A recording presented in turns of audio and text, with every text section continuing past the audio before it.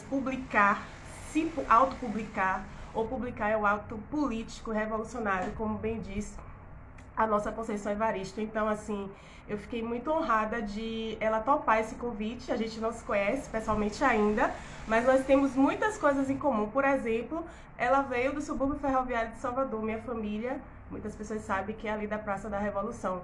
E ela hoje, né, reside no Recôncavo Baiano, em Cruz das Almas, também é professora, educadora, é uma empreendedora, porque a partir do momento que ela tem essa iniciativa de sair do lugar comum e fazer com que a publicação dela se faça, é um ato de empreender, que é uma herança ancestral nossa, não é nada novo, né? É uma herança ancestral que as mulheres que aqui vieram, trouxe essa herança no DNA ancestral, e Roberta honra as mulheres pretas, né, fazendo com que seus desejos se concretizem. Eu não vou demorar muito, ela é mãe de 3, ela é uma mulher incrível, né, que reinventou a sua existência e que esse período da quarentena pôde ressignificar e colocar isso, derramar isso em linhas negras. Então eu tenho muita honra de estar chamando a Roberta. Beta, mande para mim essa solicitação. Então, assim, eu estou muito emocionada porque a gente conversou e a gente teve várias avenidas identitárias que se cruzaram, assim. A gente trocou muito, né? Então, assim, nada é em vão. Então, muito cuidado com o que vocês desejam, porque os desejos se concretizam. O universo, ele reverbera no que você vibra. E isso é real.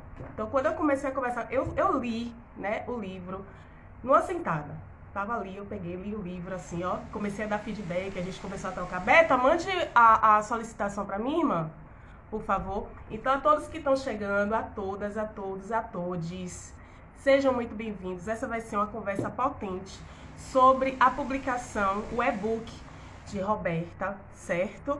É mãe de 3, né? Com certeza são homens incríveis, porque tem uma grande referência, né, dentro de casa e na vida. E assim, eu tô super feliz! Seja muito bem-vinda, minha irmã! Meu amor, que honra! Uma super Ai, honra.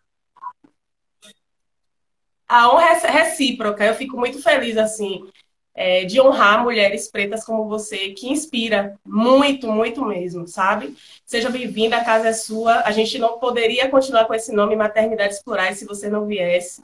Uma pessoa que está tão próximo da gente. Quando eu vi você nessa live de chamar, eu fiquei muito feliz e honrada. Digo, não, eu tenho que chamar. O não eu já tenho, agora eu vou atrás do sim. Eu tô nessa pegada, né? E a maternidade também traz esse lugar da força, sem romantização. A gente vai falar disso, viu, gente? Mas traz essa carga também, né? De você ser um ancestral vivo e de você se encorajar, porque existe aquelas pessoas que estão se inspirando em você. Não que a gente não precise de ajuda, porque como a Roberta já falou, hoje tem gente folgada, tem gente apertada, ela vai falar de tudo isso. Então, minha irmã, para quem ainda não te conhece, eu quero que você se apresente, fale como é que foi essa escrevivência, a sua formação, fale de Piripiri, que é lindo, tem muita gente que ainda não conhece o Subúrbio Ferroviário de Salvador, que é uma potência, é uma beleza de Salvador que ainda é pouco explorada, até que hoje em dia eu percebo que existe mais um movimento, né? Belezas do Subúrbio e outras iniciativas têm potencializado o subúrbio, mas saber que uma mulher como você, que atingiu, por exemplo, professora de universitária, e saber que veio do subúrbio, isso potencializa muitas meninas que às vezes não se vê possível. Sim. Meu amor, boa noite. Eu estou muito grata por seu convite, pela possibilidade de dialogar com você. E quero que esse nosso abraço aconteça afetuosa e presencialmente o quanto antes, tá? Em breve, Porque a é gente só já você se dizer. afinizou, já nos afinizamos pelas nossas histórias. Queria agradecer a presença de tanta gente boa, maravilhosa, que emana tanta energia iluminada que eu estou vendo aqui nessa live. Meu carinho, meu abraço, meu afeto, porque tempo de fato é algo valioso e vocês estão nos dedicando nesse domingo à noite, né? Muito obrigada. Então, a Helênia tem uma energia muito boa e tem esse projeto maravilhoso que é o Maternidades Rurais, do qual hoje eu tenho a honra de ser parte. A partir de hoje não quero mais me desvincular daqui, tá? Vou logo Por avisando. favor, o espaço é nosso. Pois é, eu sou Roberta Evelyn, uma mulher que já quarentou, é mãe de 3 garotos, que nasceu em Salvador, no subúrbio ferroviário de Piripiri. Eu vim de Piripiri. e viveu por lá mais de 20 anos. Né? Eu moro no Recôncavo Baiano, em Cruz das Almas, há cerca de 13, 14 anos. E aqui eu criei meus filhos a partir do segundo filho, eu já vim para cá com o primeiro. Né? Aqui eu tive a oportunidade de ser aprovada no concurso público, que foi o que me trouxe para Cruz das Almas. Um concurso público na rede estadual de ensino, né, onde eu já trabalho há mais de 12 anos. E aí trabalhei em escolas particulares aqui em Cruz das Almas. Depois passei a trabalhar com assessoria pedagógica, onde estou até hoje. Continuo trabalhando com assessoria pedagógica, com formação de professores. E também sou professora do curso de pedagogia da Faculdade Brasileira aqui do Recôncavo, né? Isso tudo, todas essas trajetórias, juntas e misturadas, me conduziram aonde eu estou nesse momento, né? Como uma escrevivente sobre maternidade solo, que é a minha história. Pronto. E o que te levou, assim, à área de educação? Alguma professora, algum professor, família, na família, é uma família de educadores? Eu gosto de falar disso porque eu acho que nossa profissão está tão vilipendiada. Por exemplo, eu estou ansiosa por falar com você também, mas amanhã vai se iniciar o processo das escolas particulares e do Estado. Então, é uma ansiedade, assim, porque é uma renovação. Quando a gente tem um compromisso político do pedagógico, a gente se enche de esperança que a cada ano, né, apesar de todo o retrocesso, de muitas forças irem de encontro ao que a gente faz e acredita, que é potencializar vidas, acender o sol, né? Porque existe muita potência, é uma ansiedade também. Amanhã vai ser o primeiro dia, né? Vai voltar tudo.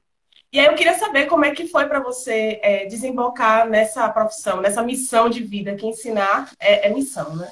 Não é profissão Sim, somente. ainda mais para quem decide pela educação pública de qualidade, né? Foi uma decisão. Então, quando eu decidi cursar pedagogia na UFBA, eu não tinha nenhum educador na família, né?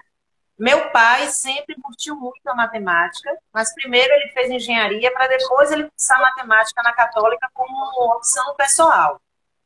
Mas ele só chegou a estagiar, ele nunca foi professor de fato, nunca foi a profissão dele, né? Mas eu, que tive professoras maravilhosas, poderia citar aqui várias, eu tenho lembranças excelentes, que me conduziram a olhar sobre educar. Eu acho, de fato, que educar é transformador. Eu acho que o professor é um transformador de vidas no campo pessoal, individual e coletivo. E isso sempre me chamou muito a atenção, essa possibilidade de transformar, né?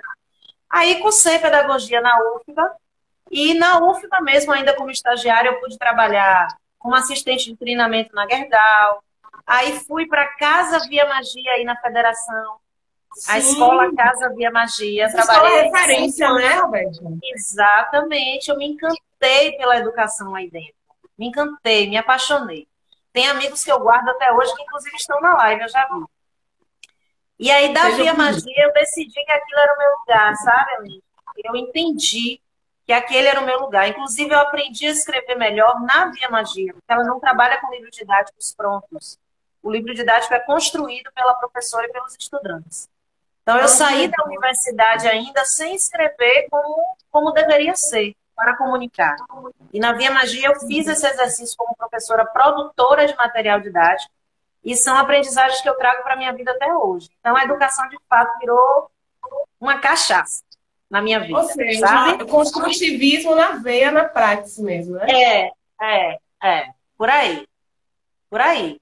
Aí descobri depois a educação pública através do concurso público e não me desprendo mais. Não pretendo mudar de profissão. Eu desejo conciliar coisas a ela. Mas me desprender mais não. Por favor. Então, assim, Beto, eu já vou entrar no livro, porque eu acho que é um tema que é ainda muito vilipendiado, e para nós, mulheres pretas, mais ainda, porque a gente ainda é visto como corpo para o trabalho e para cuidar. E você traz isso no seu livro muito bem, tem muitas reflexões, mas eu fiz alguns recortes aqui, e você fica à vontade para poder trazer, porque a gente está aqui, na verdade, para te ouvir. Mas, por exemplo...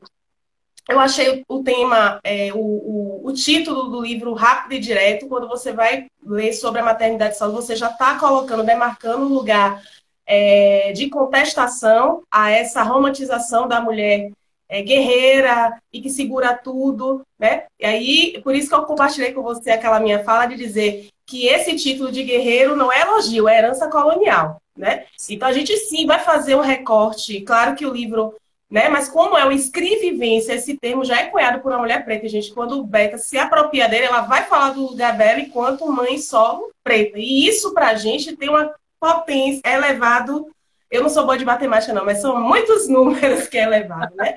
Porque para nós, mulheres pretas, é visto esse lugar do cuidado e do trabalho.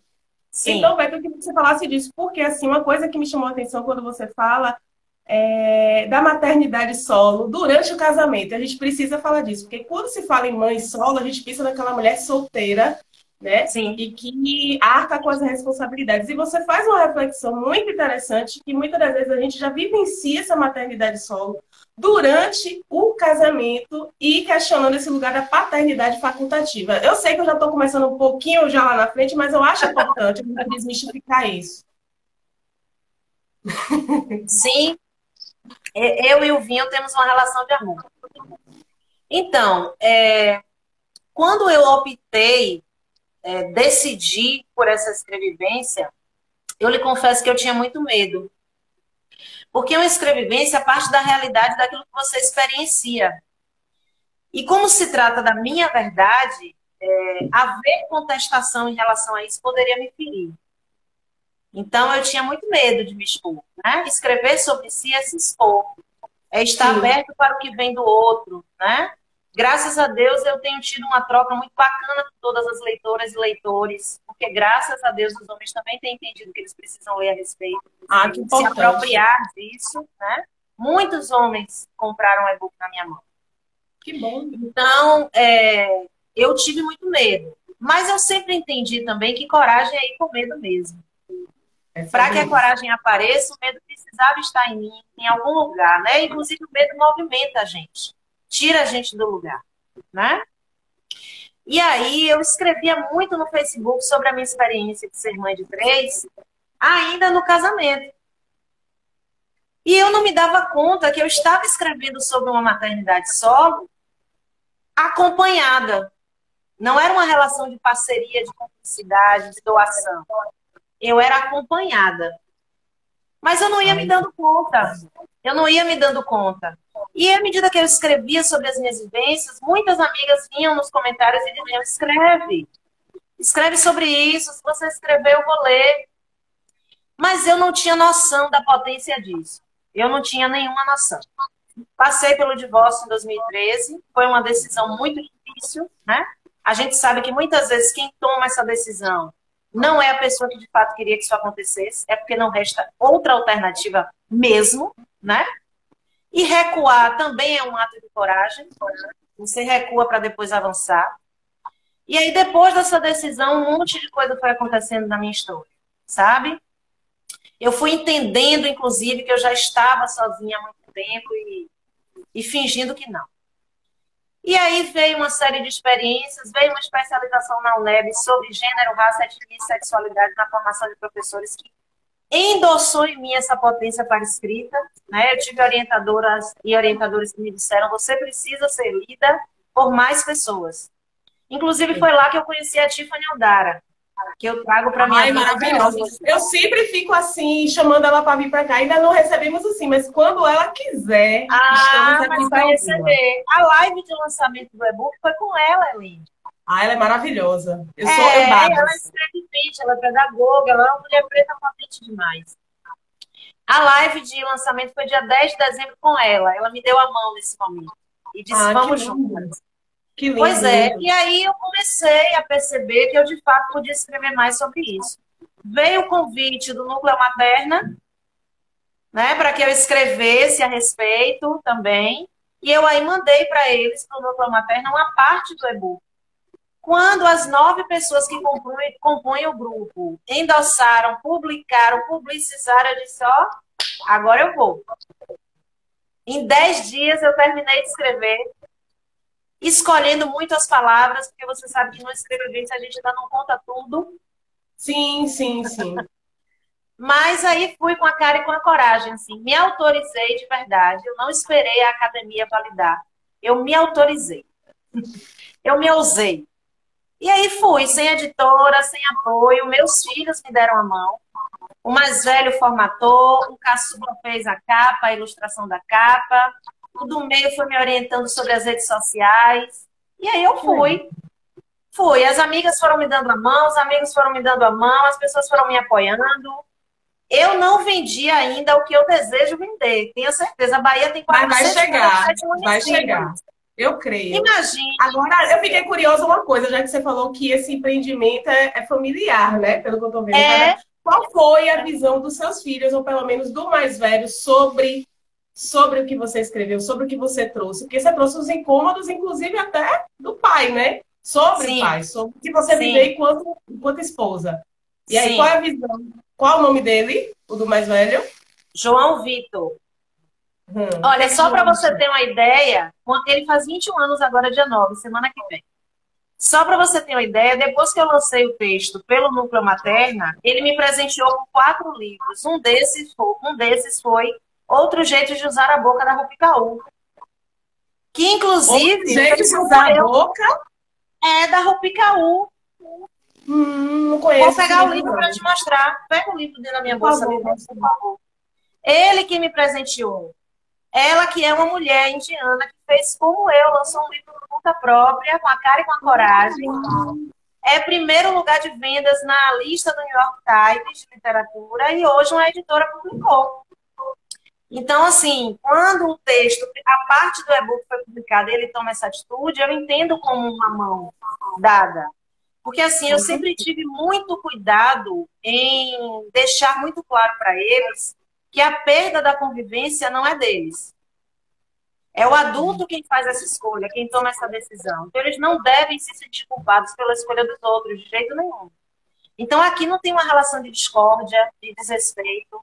Inclusive, o e-book não é sobre o genitor deles, é sobre a minha maternidade. Não, não, E uma coisa leva a concordo outra, com isso. né? Uma coisa leva a outra. Ele acaba aparecendo, essa paternidade facultativa aparece. Mas, assim, a relação deles com ele é incentivada por mim o tempo inteiro. Ah, que bom, eu fico muito feliz, fico muito feliz. Isso é importante, porque assim, por que eu tô lhe perguntando isso? Porque nós, principalmente que somos mães de menino, e a gente tá vendo Sim, aí essa onda da. Eu nem vou falar guerra dos sexos, eu acho que é essas discussões que estão vindo à baila através dos feminismos, em plural, viu, gente? Porque são mulheres. E aí, para nós que somos mães de menino e a gente quer essa transformação, são através dos nossos filhos que vai acontecer. Então, minha exato. curiosidade foi mais nessa linha, entendeu? Porque Mas não é é uma fácil a gente ótima pegar, por pergunta. exemplo, uma coisa que você falou e me remeteu em relação a gente refletir sobre a maternidade solo dentro do casamento, isso está coberto pelo guarda-chuva do patriarcado. Sim. Aí tá que a gente dizer, pô, mas você tem um marido que lhe dá tudo, que dá tudo, que paga as contas, mas não é só o dinheiro, não é só a manutenção do ponto de vista material, tem outras coisas, sabe? E muitas outras coisas. E aí o patriarcado dá todo esse arcabouço para que muitos casamentos falidos com mulheres, como tem uma outra passagem do livro, de uma citação que você faz, que sem alegria e sem propósito a gente não decola na vida. Eu esqueci o nome aqui do que você cita. Tem várias citações maravilhosas, viu, gente? De Maya Angelou, a Conceição Evaristo. Ela faz, inclusive, uma playlist. Se você quiser ler o livro de Roberta, você ouvindo música, ela sugere desde Fundo de Quintal, a Escandurras, a Pablo Vittar e a Rihanna, por exemplo. Então, assim, é um livro que é até musical, ela já traz ali uma sugestiva de playlist, é maravilhoso. Então, irmã, é nesse sentido.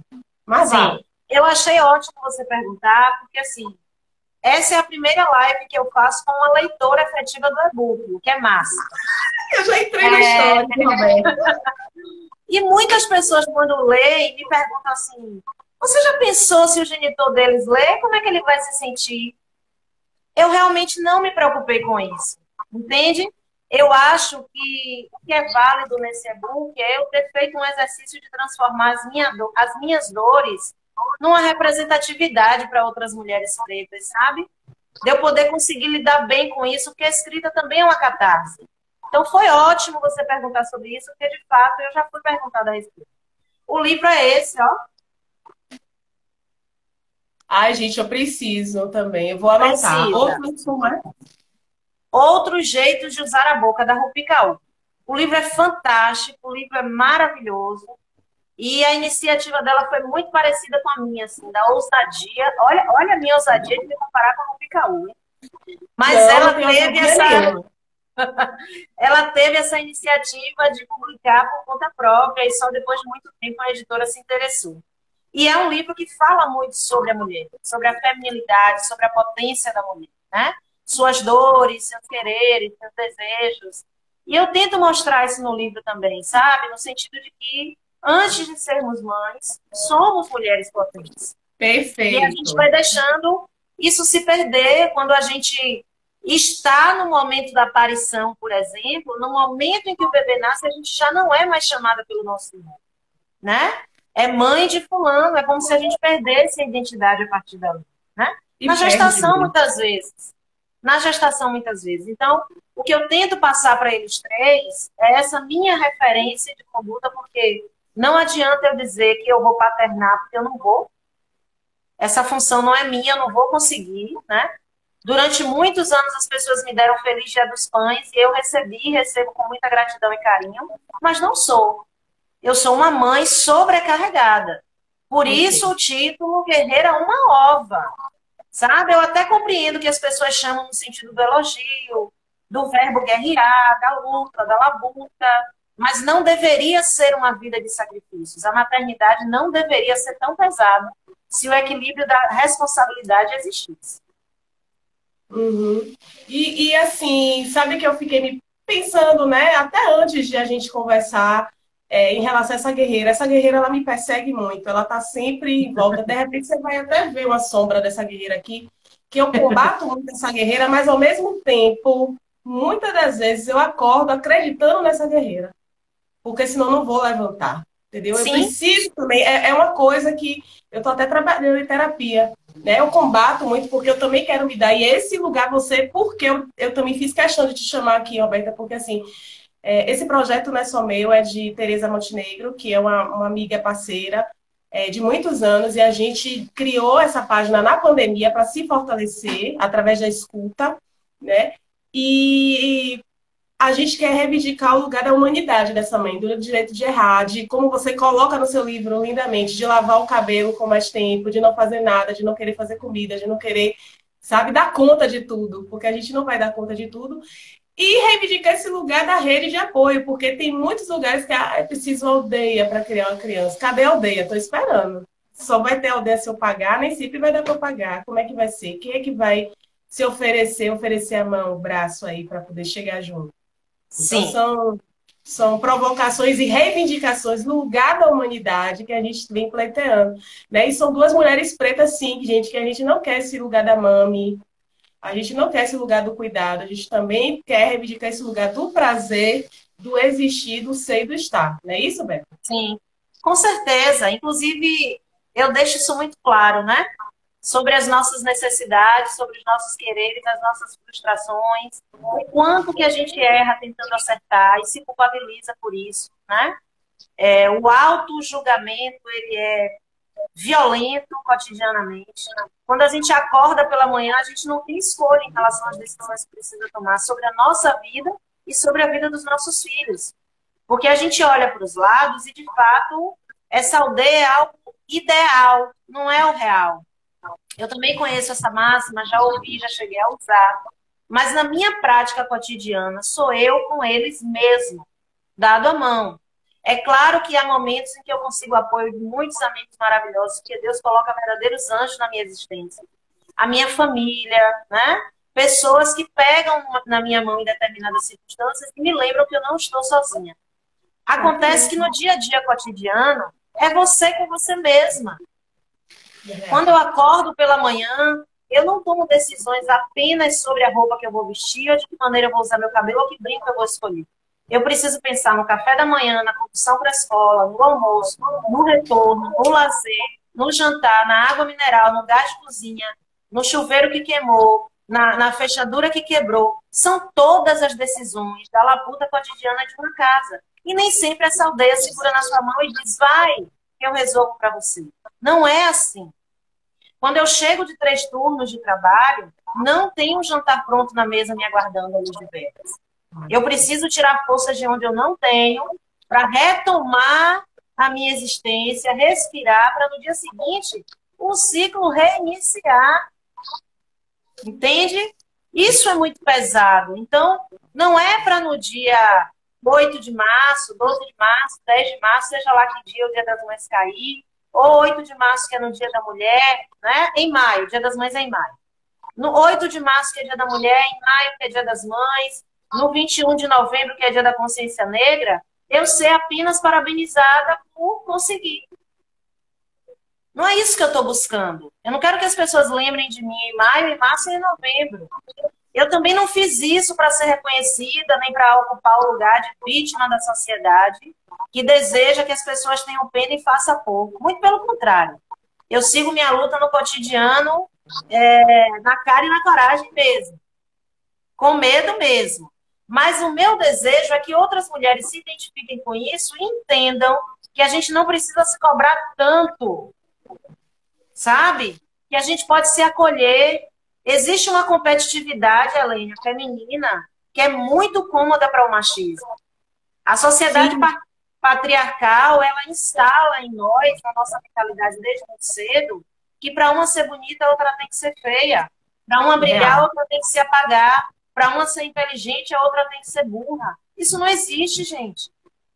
Aí a gente se fere sem parar, a gente não se acolhe, a gente julga a roupa, o jeito de ser, o jeito de andar, o jeito de viver da outra, para ver se diminuindo a outra a gente se exalta. O e-book é para dizer o contrário. Eu posso te falar uma coisa que me veio aqui agora, disso você falando, do que está no livro, viu, gente? Ela faz essa contextualização de a gente só ser lembrada no 8 em maio, enquanto mães, e em novembro como mulheres pretas. E eu fazendo uma reflexão sobre a guerreira, na verdade, quem é exaltada como você falou, as que conseguem são as guerreiras. Porque se eu vier aqui só contar uma história de lamento e de cansaço e de angústia, as pessoas não compram, as pessoas não nos ouvem. E sendo um corpo preto, né? A gente sabe que isso, mais uma vez, não sou boa em matemática, é elevada à máxima potência.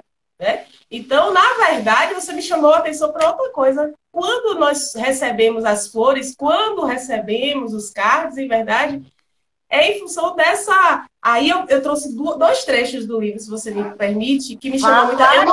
Eu não coloquei literal, mas tem muito a ver com isso. E aí eu botei outras palavras para esquecer. Gente, por favor, comprem o livro. Vamos enaltecer e reverberar o trabalho de mulheres pretas, sobretudo... uma iniciativa empreendedora, né, de Roberto. Fiquei muito feliz e isso me encorajou a, de repente, também me espelhar, assim, e dizer, poxa, é totalmente possível. E dizer assim, olha, me inspirei em Roberta, Evelyn, que foi conhecer através de uma live, entendeu? E eu achei sua iniciativa de, assim, eu não vou esperar a academia, nem uma editora me validar. Eu fui lá e fiz, não vendo como impossível. Né? E tem uma amiga querida que está aqui também, além de lá e câmara e tantas. Olha, tem um rapaz aqui que falou, eu acho importante o feedback dos homens. Né? Como homem, sinto a necessidade de ser melhor e educar meu filho. É muito necessário discutir mesmo essas questões. Eu acho que os homens também têm que vir nessa, sabe? É muito importante quando a gente vê homens engajados assim, querendo, não sei se a palavra é desconstruir, mas se olhar por outros prismas, né? Se reinventar diante do machismo que é tão forte, né?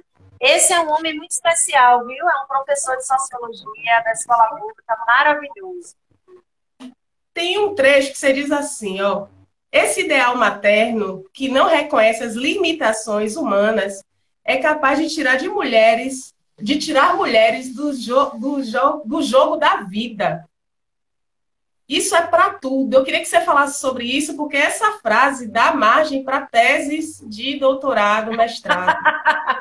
Não, é sério. Eu vou ler de novo, porque eu reconstruí para não ficar igual. Esse ideal materno, que não reconhece as limitações humanas, é capaz de tirar mulheres do jogo da vida. Sim. Gente, a gente se identifica tanto que você foi em frases que foram fortes para mim também ao escrever. E a gente nem conversou sobre ela, né?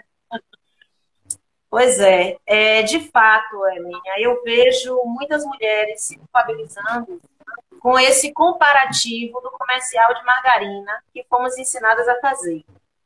Eu digo aos meus filhos que a Disney tem brilhado nos filmes atualmente, porque os filmes da Disney ultimamente têm levado a reflexões maravilhosas. E os que eu assisti na minha juventude só me diziam que ou eu era como Cinderela ou não dava para ser nada. Então, existem padrões estéticos, padrões morais, comportamentais, que idealizam como uma mãe deve ser, que romantizam. Existe um padrão de professora, um padrão de mãe, um padrão de vó, um padrão de mulher casada, sabe? Não está escrito em lugar nenhum. São as réguas de medida das próprias pessoas. E aí, se você não atende a esses padrões, se você não cabe na caixinha, você está fadado à exclusão. Por exemplo, quando eu me vi divorciada, alguns casais de amigos que eram muito próximas decidiram que eu não era mais uma boa companhia. Eu estava recém-divorciada, com um bebê de 6 meses. Outros 2 filhos pequenos para cuidar. Minha família morando em Salvador, sozinha em Cruz das Almas. Sem carro, sem casa, sem nada. E aí eu me sinto também excluída, porque a minha condição de mulher solteira, disponível, incomodava. Eu poderia ter me entregue a uma depressão, por exemplo. Eu poderia ter desistido. Eu poderia ter recuado do divórcio e dizer, não vou pagar o preço de ser solteira, não. Vou voltar, porque esse livro eu já conheço o final. Vou ficar por aqui mesmo.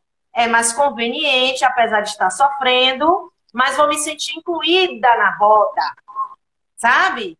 Então, esse jogo jogado dos padrões morais, convencionais, tira você da baila. Se você não souber o peso das suas decisões, você, de fato, recua e cede. Então, e eu não vou julgar quem recua e cede. Não acho que é fraca. Eu acho que é uma escolha. Diferente da minha, mas é uma escolha. Né? Então, eu acho que, de fato, esses padrões empurrados cotidianamente, do cabelo, da roupa, da cor da pele, do peso, eles são capazes de destruir a sua autoimagem. E isso é cruel. E aí, eu pensei também não só nessa questão aí do mercado afetivo, né? Que a mulher solteira, a mãe solteira passa a ser uma ameaça para as ex-amigas, colegas casadas, mas também muitas mulheres abrem mão dos seus sonhos, né? A gente já teve várias mães aqui, assim como Isis, e tantas outras que tiveram que abrir mão de exercer, de cursar uma faculdade, ou de exercer um determinado tipo de profissão, né? Ou então aqueles desejos ali que não consegue colocar para fora em nome dessa imagem imaculada da mãe. E quando você bota jogo da vida, a gente precisa... Eu achei perfeito essa sua nomenclatura, mas a gente precisa ampliar o olhar. Não é um jogo de competição com o outro, mas qual é o seu propósito de vida? O que é que você gostaria realmente de ser? Teve um outro dia que teve uma pessoa muito próxima de mim, muito próxima, e isso foi muito bom. Eu vou falar mais minha vivência, que eu acho importante também. Essa pessoa muito próxima, que me conhece muito, falou assim, você falou do trabalho, você falou do seu filho, mas e você? Muitas vezes a gente não faz isso com as mães, né? Quando fala, ele tá crescendo, ele tá falando, ele tá não sei o quê. Sim, mas e você? Essa pessoa, com essa pergunta, abriu um portal, cara, gigante, tá entendendo? A gente tem que parar de estigmatizar, entendeu? E essa pessoa me faz essa pergunta, eu digo, gente, é sobre isso. E você nesse processo? E muitas das vezes nós, enquanto mães, somos incutidas a realmente matar essa mulher que é em nós, né? Matar essa mulher e vestir a capa da guerreira, da mãe, daqui dá conta de tudo. Sim. Matar, inclusive, os desejos sexuais, desejos afetuosos, afetivos, amorosos, né? Desejo de pertencimento, desejo de autoaceitação, né? De fato, isso pode ser muito cerceado se a gente não cuidar de se atentar para a gente mesmo. Primeiro que essa pergunta do como você está, para algumas pessoas é bem perigosa, porque elas perguntam com vontade de sair correndo, porque nem sempre estão preparadas para o que você vai responder, né? Porque já perguntam como é que você está esperando um ótimo, tá tudo ótimo, que é para não lidar com problemas.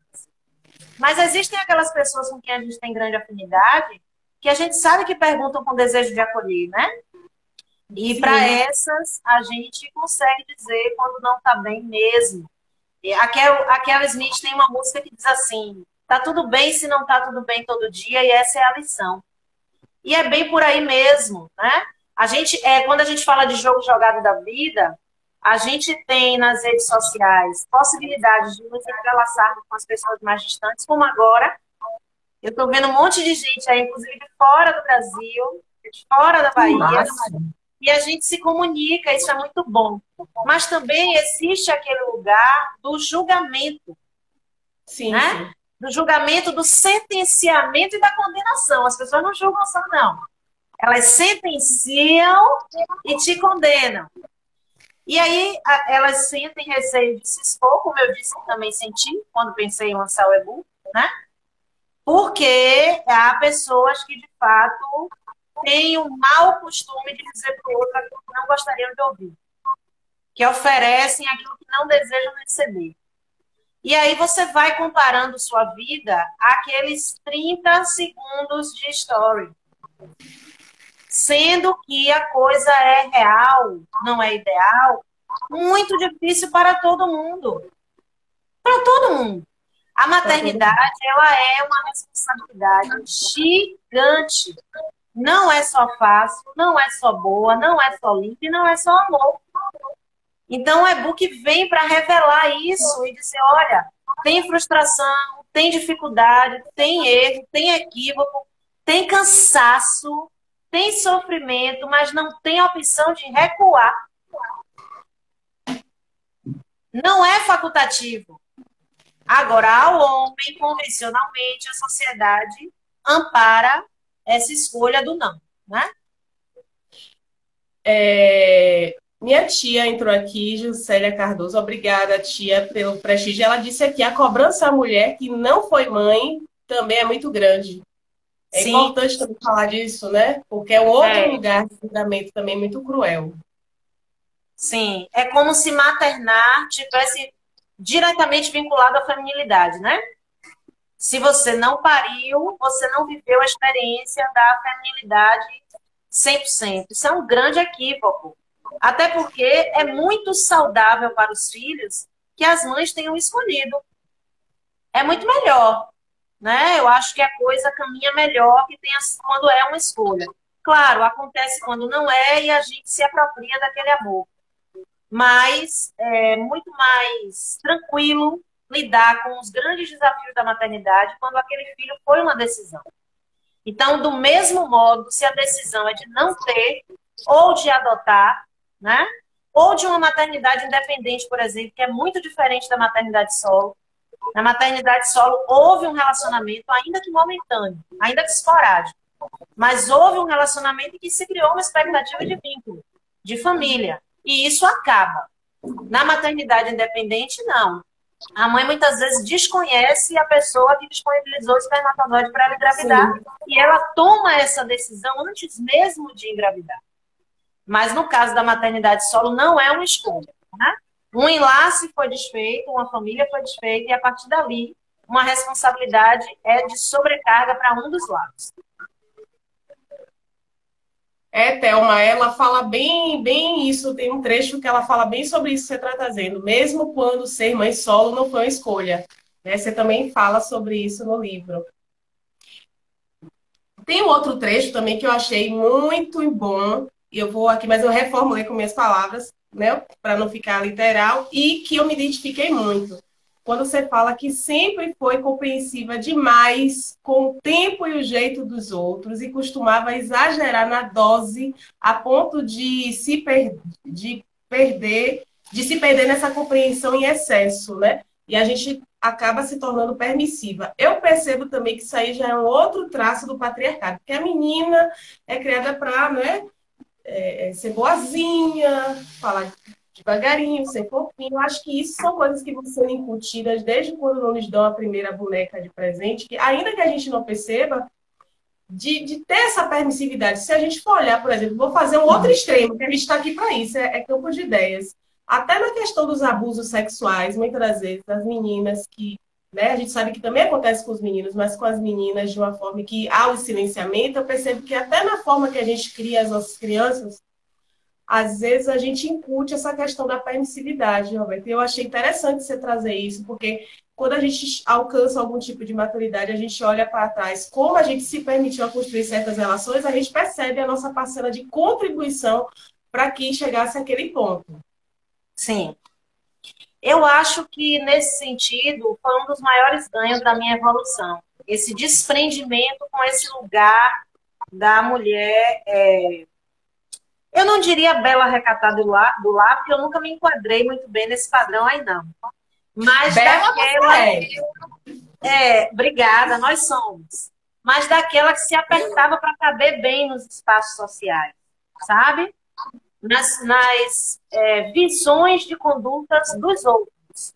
O que as pessoas esperavam que Roberta fosse? Então eu buscava atender. É óbvio que eu nunca conseguia, e isso gerava muita dor, né? Quando eu entendi que eu precisava me olhar no espelho e gostar do que ver, aí a minha revolução interna começou, sabe? No cabelo, que durante muitos anos eu alisei. Isso não é um problema, inclusive se eu quiser alisar amanhã, isso não muda a minha essência, né? Tá tudo bem ser muitas em uma. Mas eu fazia isso a contragosto, isso me feria e eu preferia para não deixar de atender as expectativas alheias. As roupas que eu usava, as tatuagens que eu não fiz, as risadas que eu não dei, o batom que eu não usei, sabe? Então, todas essas escolhas que eu ia fazendo para caber nos espaços apertados foram gerando em mim uma angústia e uma dor tão grande que ficou de um tamanho que eu não consegui mais tratar sozinha. E aí eu percebi que eu ia fazer muito mal para 3 meninos com essa referência de mãe sisuda, triste, o tempo inteiro frágil emocionalmente, naquele lugar de alguém que precisa ser ajudada e acolhida pelos outros o tempo todo, e já não sabia mais tomar as próprias decisões porque preferia, era mais cômodo, sabe? Foi muito tempo assim. E isso foi gerando uma bola de neve de emoções dentro de mim. Não foi só ruim. A Roberta que eu sou hoje é fruto das minhas vivências, né? E a forma como meus 2 filhos menores me veem é muito diferente do que o mais velho me via, porque os 2 menores já tiveram outra oportunidade de conviver com uma mãe muito mais amante de si mesma. Mas para isso eu precisei passar por uns maus bocados, sabe? Não foi fácil, não. Eu diria para você que ainda não é. Que todos os dias eu preciso tomar essa decisão de pagar o preço de ser quem eu sou. Porque, acredite, incomoda muitas vezes pessoas muito próximas. Muito próximas. Imagine que você passa anos não sendo quem você queria ser e, de repente, você decide fazer com que tudo isso venha à tona e não só expressar, como escrever e publicizar. Então, tem um incômodo. Só que eu estou preferindo lidar com o incômodo alheio do que com o meu. Perfeito. Ai, gente, isso é lição de vida. Lição de vida. Tem alguma coisa que você gostaria que eu perguntasse ou algum ponto que você queira trazer que eu não consegui despertar aqui? Não, eu estou encantada com as partes do livro que te chamaram a atenção, porque... Eu fiz minha segunda leitura hoje, não vou mentir, que eu fui de novo. Porque às vezes a gente lê na emoção, a primeira, né? E depois eu fui mais na analítica, assim, hoje. E foi um prazer. Entrevistadora. Foi um prazer, porque... poxa, eu fico muito feliz mesmo de você ter topado conversar com a gente. Você é muito potente. Ave Maria! A gratidão é toda minha. Tem uma referência literária dessa, e assim, com a linguagem acessível, muitas mulheres muitas mulheres e mães e não mães vão se identificar. Eu penso que é uma leitura que os homens também precisam fazer e trazer, discutir em casa, pegar esses trechos que chamam a atenção, conversar com a mãe que vejam, de repente, com sua própria mãe, uma tia, uma avó. Vamos ampliar essa ideia, porque quando a gente fala, a gente liberta, a gente se liberta. Sim, né? sim. Eu não estou dizendo que a gente não deva fazer terapia, eu acho que terapia é importantíssimo, mas quando a gente troca e consegue, né, trocar aí, por exemplo, homens nessa condição de, né, como o seu colega colocou aqui, de se reinventar e construir uma discussão positiva para a gente ter a possibilidade de se reinventar, isso é maravilhoso. Né? Eu mostrei que a linguagem é acessível, tem playlist, tem referência de outras leituras. Então, assim, para mim, tá maravilhoso. É maravilhoso, gente. Comprem, Olha, sigam Roberta, música. quem ainda não siga. Eu sei que aqui a maioria são seus seguidores, mas quem ainda não adquiriu, acho que a gente só potencializa e só reverbera esses trabalhos, que eu acho que tem que vir outras escrevivências de Roberta. E de outras mulheres também. Vamos enaltecer o trabalho de pessoas pretas. Vamos parar de que só quando chega, ó, né, com algum tipo de. Né, vamos, por que não, comprar o livro de uma irmã que teve uma iniciativa, saiu do lugar comum, usou a experiência da pandemia para colocar essas dores para fora? Acho que é importante. Eu acho que nada mais interessante de a gente ir e comprar e dizer assim: poxa, eu estou fazendo Black Money na prática circular.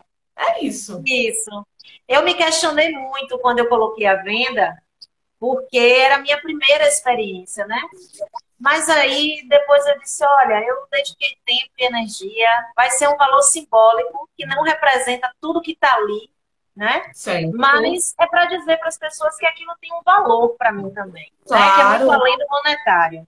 Sim. Então, eu tomei essa decisão de publicizar. Tenho tido um retorno muito positivo de muitas pessoas, mas quero alcançar muito mais mães, muito mais pais, muito mais mulheres, muito mais homens, mães e não mães, pais e não pais, jovens, sabe?